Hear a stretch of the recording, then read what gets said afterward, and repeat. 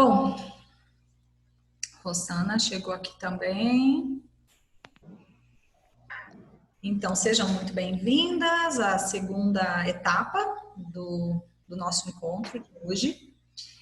E eu começo essa etapa querendo escutar um pouco vocês, porque nós encerramos o bloco anterior falando sobre a importância da gente combater preconceitos no sentido de informações de qualidade. Quanto mais a gente conhece, quanto mais a gente se instrumentaliza, menos preconceito a gente vai carregar em relação ao adoecimento mental. E eu queria... Posso falar? Sim. Eu gostaria que todas vocês se organizassem para poder falar algo que na leitura do texto, né, conseguiu perceber sobre a importância da gente... Peraí que o povo tá entrando. Deixa eu ver se eu deixei todo mundo entrar. Peraí. Aqui.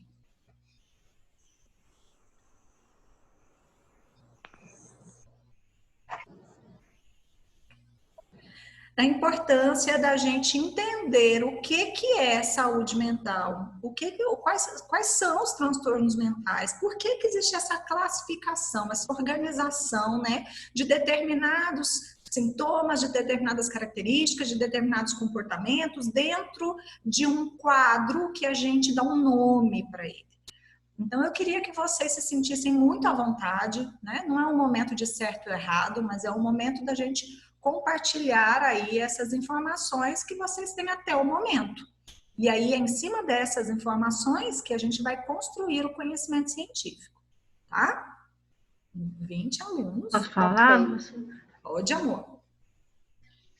Professora, na leitura do texto, observei, porque quando eu estava na faculdade, a gente teve uma parte de filosofia e bioética, né?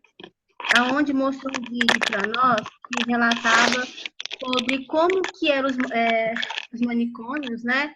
Antigamente, então fez eu relembrar, fez eu retomar aquela experiência que eu tive, né? Então, e eu também tive uma pessoal, a qual mostrou no artigo sobre a história, né? Sobre a questão da psiquiatria, sobre como os preconceitos, desde a família, ao esconder o paciente, né, a pessoa, não querer mostrar para a sociedade, devido a algumas questões religiosas da época, por exemplo, na questão na época medieval, onde a igreja, né,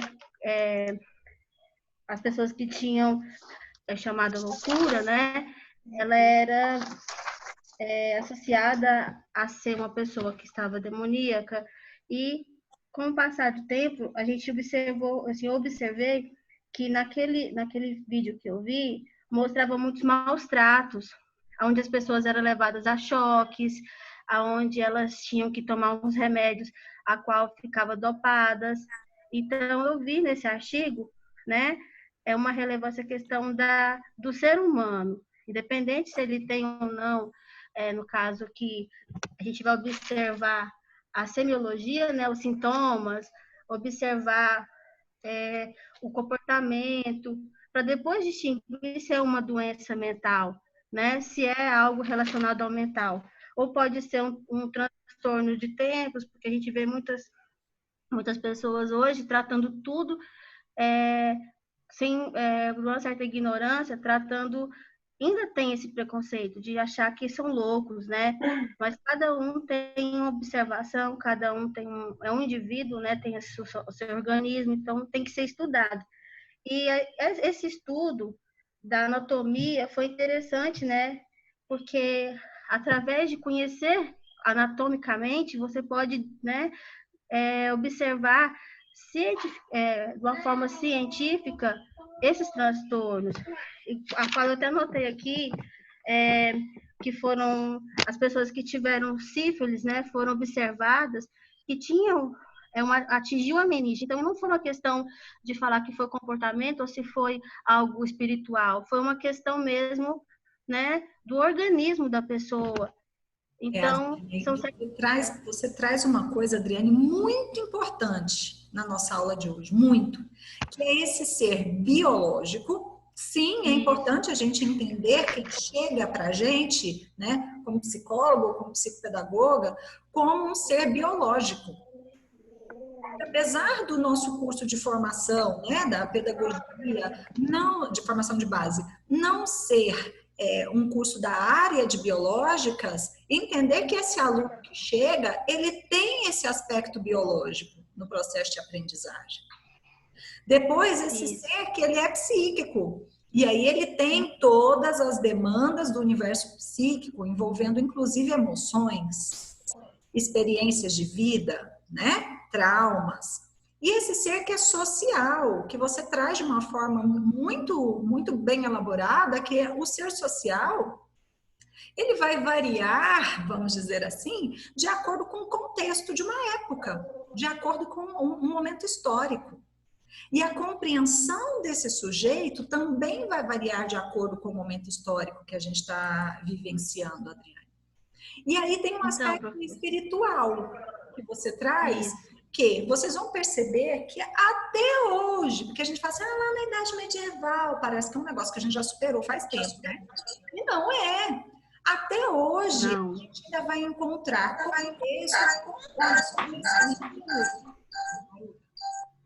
onde o adoecimento mental é vinculado, Adriane, às questões espirituais. E isso é algo muito complicado, porque, de um lado, tem um respeito... Você mora aqui, eu sou obrigado a ir na casa da titia, porque tem um milhão de coisas para fazer. Se fosse você, professora, a questão também que me chamou atenção... Só um pouquinho. Gente, eu deixei todo mundo mudo e aí cada um que for falando vai abrindo o seu microfone e desligando na sequência, tá? Só um segundo para eu encerrar então essa fala. Então, Adriane, você já trouxe o olhar que eu queria que vocês construíssem, mas eu não sei se você identificou o elo entre todas essas partes que você citou, que é esse ser bio, psico, social e espiritual. Tudo isso junto forma um indivíduo que vai chegar dentro da sua sala de aula, dentro do seu consultório, dentro da instituição que você trabalha. Quando chega uma criança ou um adulto para um psicopedagogo, ele não chega fragmentado só no psíquico, só no biológico, só no social, né? Ele traz tudo isso junto, inclusive as crenças dele, que precisam ser respeitadas, mas você tem que ter um conhecimento mais amplo sobre tudo isso. A Juliana levantou a mão e a Thaís levantou a mão, e eu acho que a Ana Cristina quer falar também, não é isso? Pode falar, Thaís.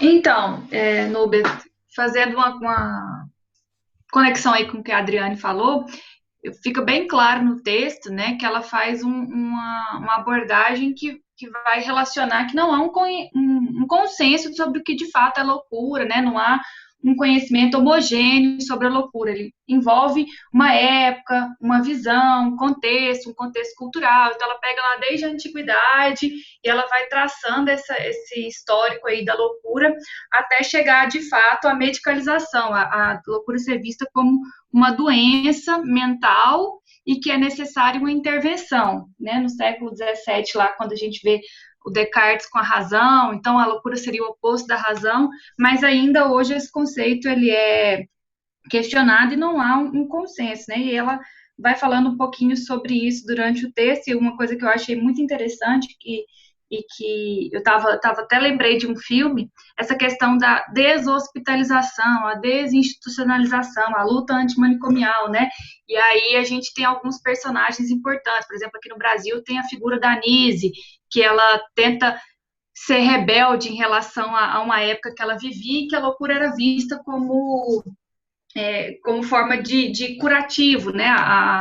Os tratamentos que envolvia desde lobotomia, choques elétricos, e ela entra com uma terapia ocupacional, uma terapia alternativa, a arte-terapia, e ela entra em contato com até o Jung, né, que ela fala sobre da mesma forma que os neuróticos seriam curados através da fala, para ele, os esquizofrênicos seriam curados através das imagens, né? E aí ela entra com essa questão da arte-terapia. Então, a gente tem uma reviravolta aí, e o século XXI, século XX, início do século XXI, a gente tem essa reformulação do que é a loucura. E aí eu vejo muito, eu peguei na referência lá, que ela usa a obra do Foucault, né? A História da Loucura.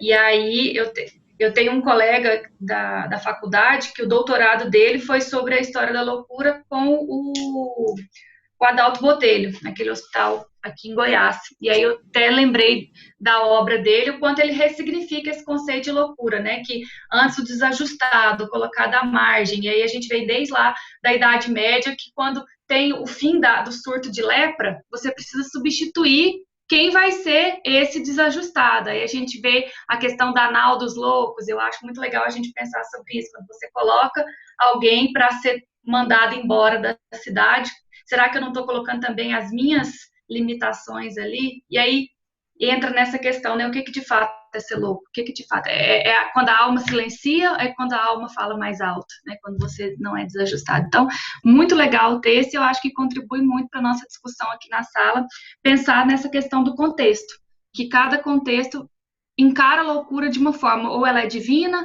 ou ela é demoníaca, ou ela é racional, né, o oposto da razão, na verdade, e aí a gente vê hoje essa reformulação do conceito e essa tentativa de desinstitucionalização, deshospitalização da loucura. Muito legal o texto mesmo.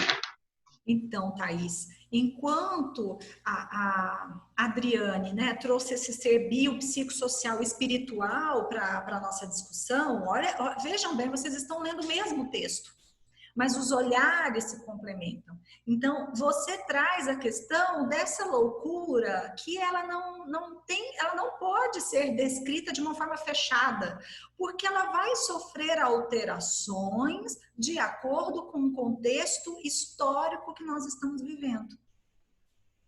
Então, você tem uma visão de loucura, né, professora? Oi, Maria Regina? Cada época tem uma visão da loucura. Isso. Cada momento histórico traz uma visão sobre o que é loucura. E nesse slide que eu trouxe para vocês, que na verdade eu acho que a gente vai conseguir trabalhar até o final do dia esse slide, vocês vão perceber que a própria ciência entende que essa visão ela é alterada e muito alterada ao longo das décadas. Ela precisa ser repensada, ela precisa ser alterada, porque quando o contexto social muda, mudam também a tecnologia que a gente tem acesso. A Adriane cita a questão do choque, né? Que era a eletroterapia, né? E aí, pra gente é tão absurdo, mas e se eu falar para vocês que é uma técnica que hoje a gente tem, dá outro nome, que é eletroconvulsoterapia, eletroterapia.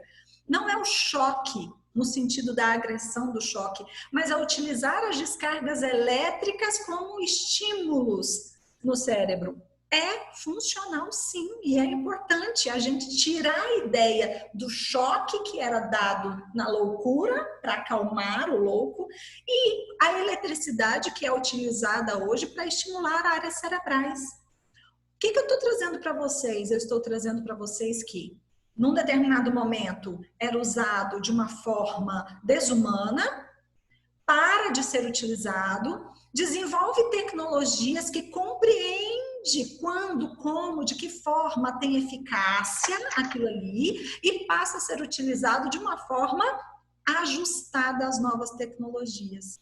A gente precisa o tempo todo estar passeando por esses avanços tecnológicos, porque senão você fica repetindo discursos que não estão atualizados. Então, realmente, a gente entende essa... Tem alguém falando? A gente entende essa Isso, Suziane, isso aí. Então, a gente entende a loucura de acordo com o contexto social. A definição de louco muda, né? A definição da loucura muda. Mas a gente precisa também entender que existe um ajuste tecnológico, um ajuste de pesquisas que a própria ciência se curva a ela. Fala assim, pronto, agora nós temos novas informações, nós temos uma nova forma de compreender o sujeito, então a gente tem que mudar, inclusive, a classificação dessas doenças. Que é o que a gente vai chegar no final do dia entendendo isso, tá? E aí a Amanda levantou a mão e a Juliana levantou a mão. Por favor. Eu posso falar? Pode. É que assim, eu associei muito o artigo a quando, na pedagogia, né, a gente estuda história da educação.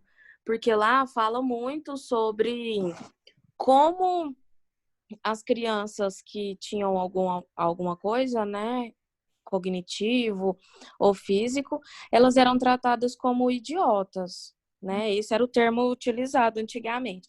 Então, eu associei muito o termo a isso, desde o começo, que eles não conseguiam ter um olhar, como é que fala? Educacional, psicológico, eles não tinham esse olhar, né? Eles só consideravam como louco e pronto, acabou. A pessoa não poderia viver em sociedade. Ela não era normal.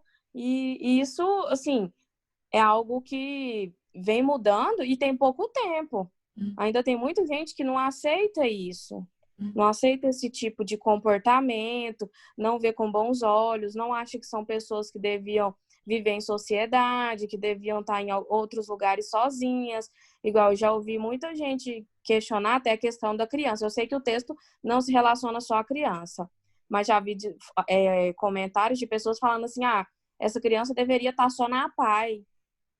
Então, assim, eles hoje em dia ainda têm esse tipo de preconceito e esse olhar de que pessoas com qualquer problema mental são loucas e que não devem viver em sociedade. Então, o texto retrata no século XVI, no século XVIII, não, só o século XVIII e XIX, se eu não me engano. Mas ainda tem coisas da atualidade. Sim, porque mudou, mas não mudou no total. Liana, por que não mudou no total? Porque nós não temos ainda informação total. E aí eu vou convidá-los a lembrar, convidá-las, né? Eu vou convidá-las a lembrar da aula de neurociência. Quando eu falei para vocês que foi ali, na década de 90, que teve um grande avanço no estudo sobre o funcionamento normal do cérebro. Ou seja, começou a realmente ter uma corrida científica na busca de compreensão de como é o funcionamento do cérebro. Foi ali, no final, né, depois da Segunda Guerra Mundial, que a gente começou a falar em individualidade. É muito atual a gente falar nesse sujeito biopsicossocial e espiritual. Vocês estão estudando dentro de um momento ainda de construção teórica sobre o funcionamento do sujeito, sobre o funcionamento do cérebro. E vocês têm que considerar isso, né? Muitas lacunas, Thaís, muitas incertezas. Ontem eu dava aula para o curso de psicologia e eu achei muito interessante que os meninos perguntaram para mim assim, professora, então quer dizer que muita coisa pode mudar dentro da forma de fazer a psicologia? E eu achei aquilo tão engraçado, né? Porque é como se as ciências que a gente trabalha fossem ciências postas, prontas, fechadas. E não! A forma de ensinar precisa acompanhar as novas tecnologias, a forma de atender precisa acompanhar as novas tecnologias, as mudanças, né, nas informações, as mudanças na compreensão desses comportamentos de aprender, de se relacionar com o outro. E aí a Thaís está falando, né, muitas lacunas em relação à pesquisa. Eu acho que você... a pesquisa transgeracional, né, também é muito importante. Aí a Suziane está falando, infelizmente, muitas informações, as recentes não chegam à classe popular. Suziane, para você ter ideia, tá? Acontece uma pesquisa aqui, hoje. Essa pesquisa é validada hoje. Essa pesquisa é divulgada em congressos internacionais. Todo mundo replica essa pesquisa e fala, realmente está certo. Sabe quanto tempo isso demora aqui no Brasil para virar um livro? para chegar nas livrarias, 5 anos, meu amor. Então, nós realmente estamos falando de algo que demora a chegar na classe popular, tá? Aí a Juliana está falando, infelizmente, pouca informação para uma sociedade em geral, então... E aí eu coloquei o exemplo da pesquisa virar livro, do livro chegar na livraria, mas aí nós ainda temos que pensar o que a Juliana está trazendo. Quantas pessoas têm acesso a uma livraria? Né? Núbia. Para vocês, vou deixar falar, só para vocês terem ideia, Anápolis, polo universitário do estado, não tem uma grande livraria, né? E aí a Suziane diz, só quem convive com a luta pela causa que vai buscar informações por conta própria. Aí, Suziane, sabe o que eu vou falar para você? Que, por exemplo, muito do que nós sabemos hoje em relação ao transtorno do espectro autista foi realmente em cima do que você está falando. Foi graças à mobilização de famílias de crianças com transtorno do espectro autista. Ainda não sabemos o suficiente, está longe ainda, mas foi esse movimento da família que acabou trazendo para a sociedade acadêmica a necessidade de pesquisar, de conhecer, de entender como se dá o transtorno do espectro autista. Quem ia perguntando? Núbia, dentro disso que você está falando, e aí lembrando da disciplina de neurociência, e como essa dificuldade de acesso, que não há ainda uma pesquisa que sai da ciência de base para aplicação, principalmente no contexto escolar, né? A gente vê muita ciência de base sendo aplicada na saúde, por exemplo, mas não tem muito ainda dentro da sala de aula. E aí cria-se esses neuromitos, né?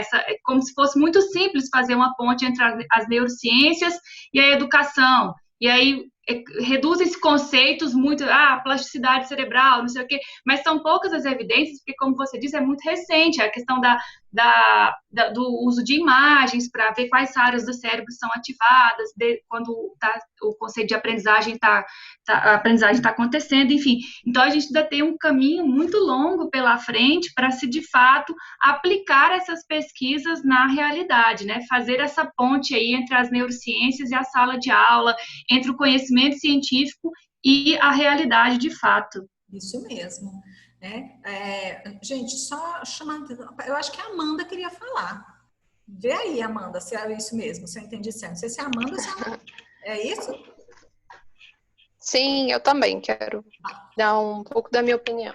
Tá bom. Então, deixa eu só dar um feedback para a Thaís e aí você pega a palavra, tá, Amanda? Ok. Thaís, conhecimento raso. A ausência de informação talvez não seja tão perigosa quanto o conhecimento raso, tá? Então, você simplificar, olhar o conhecimento da neurociência de uma forma simplificada e achar que pode aplicar dentro da sala de aula. Não é assim que funciona. As pesquisas ainda estão em andamento, né? Então, você precisa se atualizar o tempo todo. 2, equipamentos de neuroimagem estão sendo desenvolvidos cada ano com maior potência nesse enxergar o funcionamento do cérebro em relação ao comportamento. Então, mudam também os dados, os achados que a gente tem. Então, quanto mais você conhece, mais você tem que entender que falta muito ainda para conhecer, tá? Vou dar um exemplo para vocês, muito mais para aumentar a reflexão do que para dar respostas.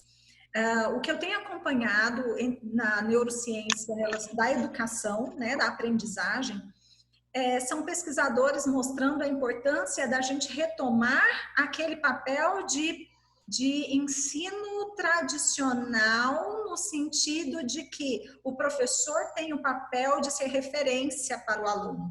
E isso para a pedagogia é porque vai envolver questões teóricas, metodológicas, de propostas políticas.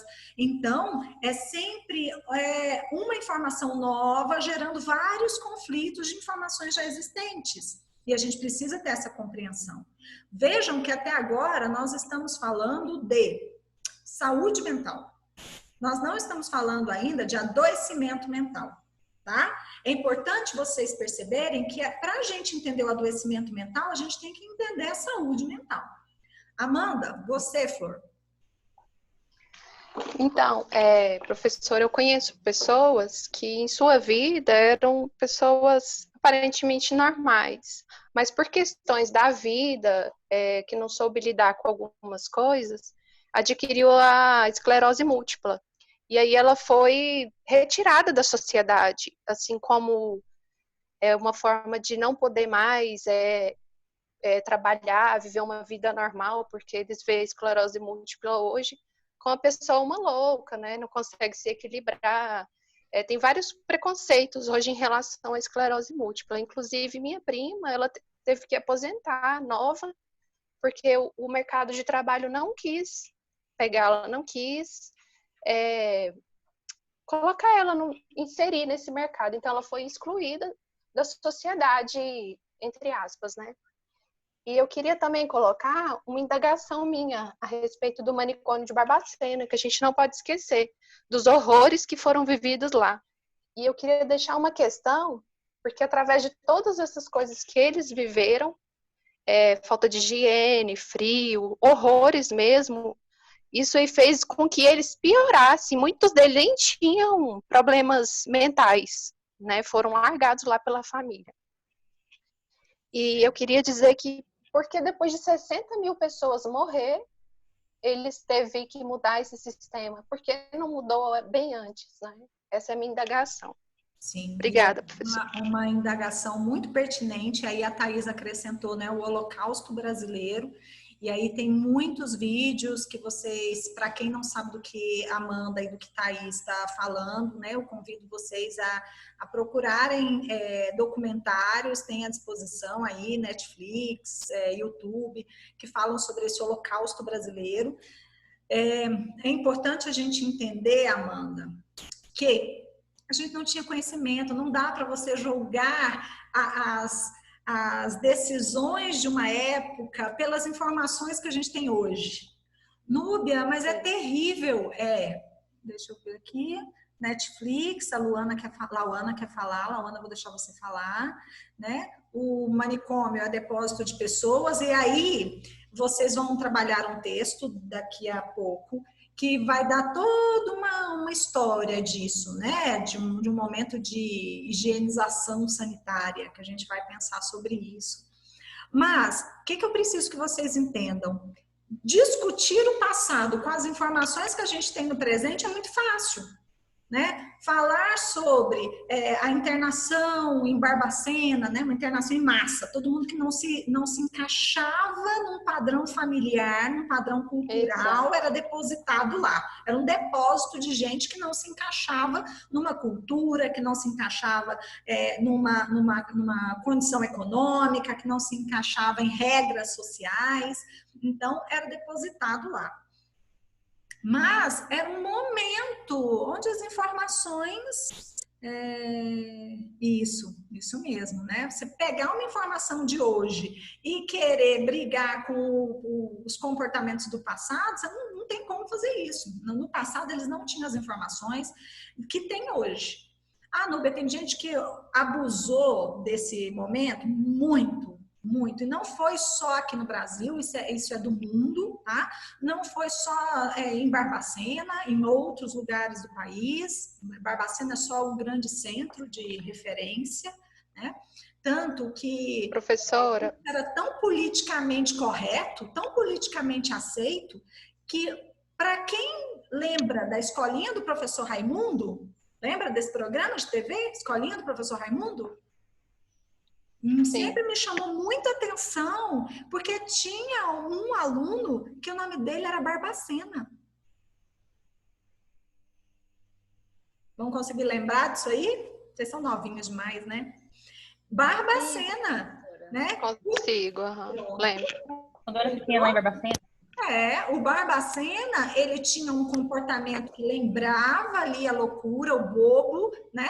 E o nome dele era uma referência à cidade com o maior número de, entre aspas, loucos que o Brasil tinha. Era socialmente aceito, culturalmente aceito, politicamente correto, né? Tanto que tinha personagem na televisão fazendo referência a isso. Isso precisa ficar claro para vocês. A gente não pode avaliar o hoje, ou o passado, com as informações que a gente tem hoje. A Lauana pediu para falar primeiro.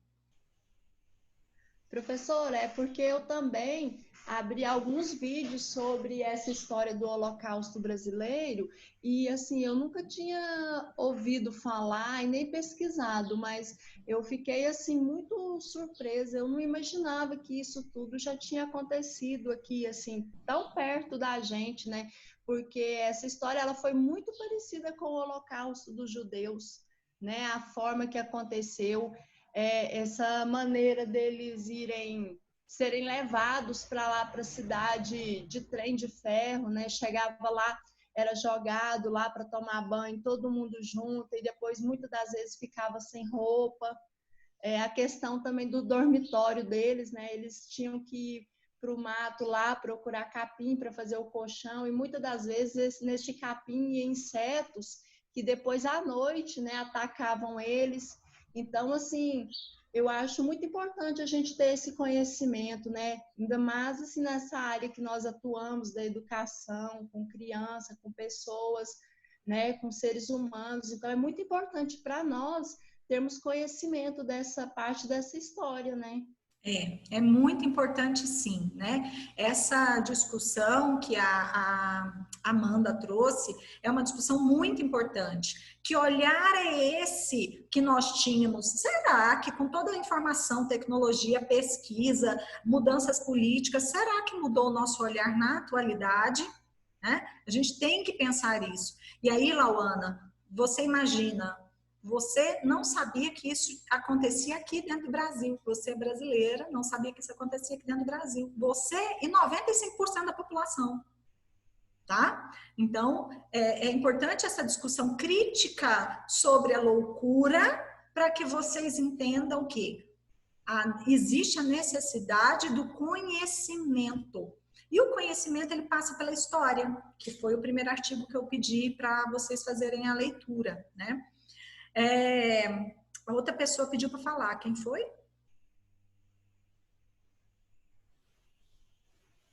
Não? Nossa, eu tinha certeza que tinha alguém tentado falar também. Pronto. Acho que era a Amanda. Mas ela escreveu aqui, né, Amanda? Ela escreveu aqui. Não, já falei já. Obrigada. Gente, é muito interessante a gente ir construindo, primeiro desconstruindo. Foi o que eu falei para vocês, né? O objetivo inicial desse encontro, desse período da manhã, é uma desconstrução da loucura, é uma desmistificação da loucura. Então, o que vocês entenderam aqui comigo hoje? Que, primeiro, esse ser que adoece ou que tem saúde mental, ele é um ser biológico, psíquico, social, espiritual. Primeira coisa. Segunda coisa, a loucura, ela vai variar de acordo com o momento histórico que a gente está vivendo. Coisas que são aceitas no momento, em outro momento são abomináveis, né? Vamos falar aí, por exemplo, da pedofilia. A pedofilia hoje, ela é crime, a pedofilia, ela é abominável, né? A gente defende veementemente a saúde da criança. Se você voltar no tempo aí, vamos colocar 100 anos, né? Nem 100 anos, não é? Nós tínhamos livros que retratavam a pedofilia dentro de um romance. Quem aqui já ouviu falar na Lolita? Né? É um romance, um livro que relatava abuso sexual infantil, que relatava pedofilia, um adulto completamente fora do padrão da sociedade atual, mas que naquele momento era visto como alguém seduzido por uma criança, né?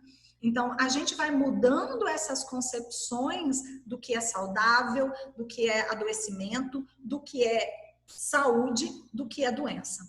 E a gente precisa ampliar esse olhar para receber um paciente, para receber um cliente dentro do nosso consultório ou encontrá-los dentro de instituições. Para o nosso segundo momento, eu vou mandar um outro artigo nessa mesma linha. Só que aí, o que eu quero? Como a gente vai ter um tempo maior, que se eu não estiver enganada eu marquei 3h30, eu vou mandar para vocês 2 artigos, tá? Esses 2 artigos são simples, de linguagem fácil, só quero que faça a leitura, viu, Maria Regina? Vocês só vão fazer a leitura e aí, quando for 3h30, nós estaremos preparados para eu falar sobre as classificações de DSM-5, CID-10/, CID-11, que está agora, a classificação internacional de funcionalidade, que vocês precisam entender como funciona. Então, vou mandar aí pela Juliana os 2 artigos que vocês precisam fazer a leitura e a gente se encontra 3h30 da tarde. Eu vou mandar o link também. Todo mundo vai receber agora. Aqui tá tranquilo, gente? Sim. Sim, ok. Ok, todo mundo concorda? Então tá. Sim. Por favor, Sim, senhora. façam a leitura dos 2 artigos para a gente chegar aqui. Obrigada, Adriane. Obrigada, Thaís. Façam a leitura desses 2 artigos. Eu quero a leitura para chegar aqui e participar. Não é para fazer nenhuma atividade.